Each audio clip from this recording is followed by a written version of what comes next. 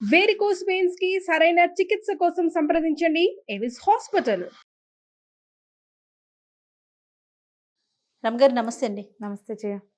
రమగారు, దేవుడికి పెట్టే ప్రసాదం ఏ పాత్రలో పెట్టుకుంటే మంచిది? మన వెసులుబాటుని బట్టి పెట్టుకుంటాం, అందులో సందేహమే లేదు. కానీ ఎక్కువగా ఎందులో పెడితే మనకు ఒక తృప్తి కలుగుతుంది కదా? నైవేద్యమా? నైవేద్యం అండి. మన శక్తియుక్తుల్ని బట్టి కదా జయ. సాధారణంగా వెండి బాట్లలో పెడితే మంచిదని చెప్తారు. వెండి పాత్ర, వెండి గిన్నెలో పాలు, వెండి గిన్నెలోనే పాయసం, వెండి గిన్నెలోనే పులిహోర, అన్నీ వెండి అని చెప్తారు. ఇప్పుడు మన దగ్గర వెండి పాత్రలు లేవు, మనకు ఆ అలవాటు కూడా లేదు.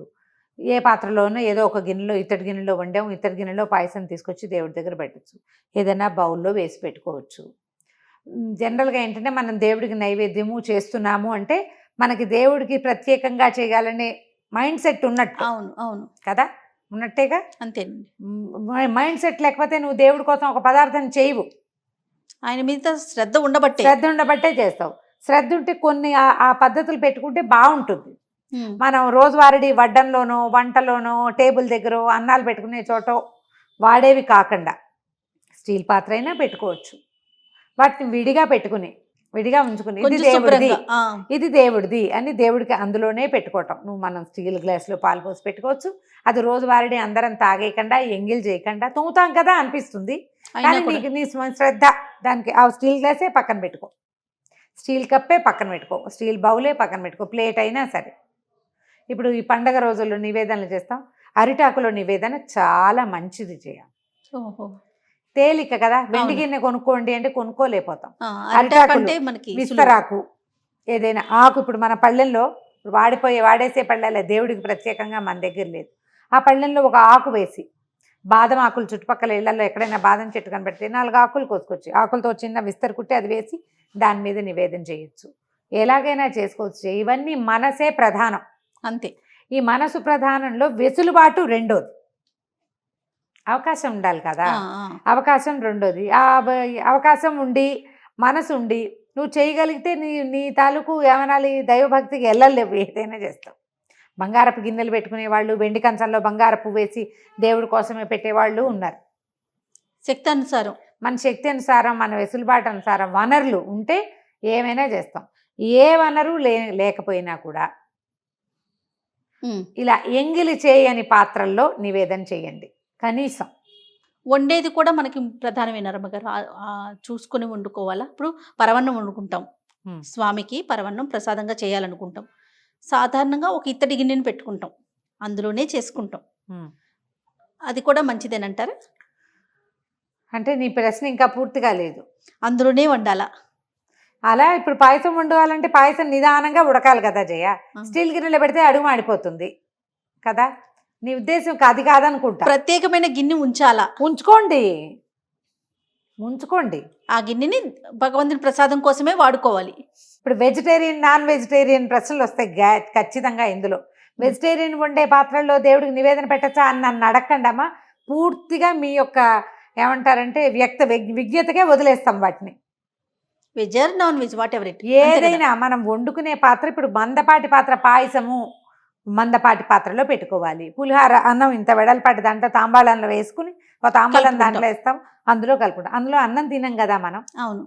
మనం ఎంగిలి చేసే పాత్రలు, రోజు అన్నం తినేవి గిన్నెలు, ప్లేట్లు కానీ, బౌల్స్ కానీ, టిఫిన్ ప్లేట్స్ కానీ, వాటిని దేవుడికి వాడబోకండి. కాదు, అది ఓకే. నేను నా ప్రశ్న ఏంటంటే ఇత్తడిలోనే పెట్టుకోవటం అలాంటి నియమం ఏమన్నా ఉందా అని అడుగుతున్నా. మందపాటి గిన్నె ఉంటే మనం స్టీల్ కుక్కర్లో, అల్యూమినియం కుక్కర్లో మనకు అదే ఉంది, దాంట్లో వండుకోండి. పాత్ర మందంగా ఉంటే పాయసం వండుకోవడం సులువు. మనకి వండడానికి కూడా ప్రత్యేకమైన పాత్ర ఉండాలా అన్న నియమం ఏం లేదు. మీరు ఆలోచించుకోండి. ప్రధానంగా ఏంటంటే ఇది ఇలాగే చెయ్యాలి అని ఖచ్చితంగా లేదు జయ.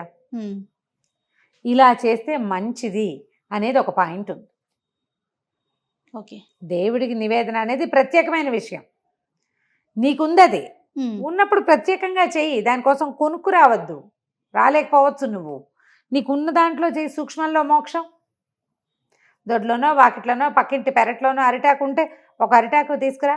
కూరగాయలకు వెళ్ళినప్పుడు బజార్ నుంచి ఒక అరిటాకు తెచ్చుకో. ఈరోజు దేవుడికి నివేదన అని శ్రద్ధ. నువ్వు ఎంత శ్రద్ధతో ఎంత నియమంతో చేస్తావో అవి కదా ఫలించేవి ఎప్పుడు. అంతే. నువ్వు పాయసం పెట్టావా పులిహార పెట్టావా అక్కర్లా, శ్రద్ధగా పెట్టావా లేదా కావాలి అక్కడ. భక్తి నీ యొక్క శ్రద్ధ, అంతే. అవి రెండు ఇంపార్టెంట్.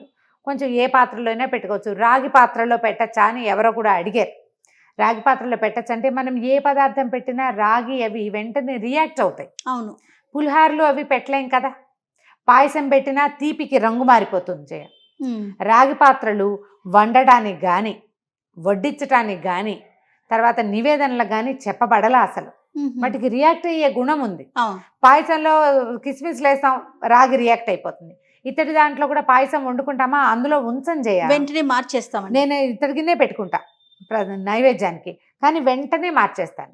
ఆ ఇతడి గిన్నెలో సత్యనారాయణ స్వామి ప్రసాదం చేస్తాం, పాయసం చేస్తాను, పొంగల్ చేస్తాను, కట్టె పొంగల్ చేస్తాను, ఇవన్నీ కూడా అందులోనే చేస్తా. మామూలుగా మనం బెల్లపన్నం చేసుకుంటాం, అది కూడా కట్టె పొంగల్, అన్ని పొంగళ్ళు అందులోనే చేస్తాం.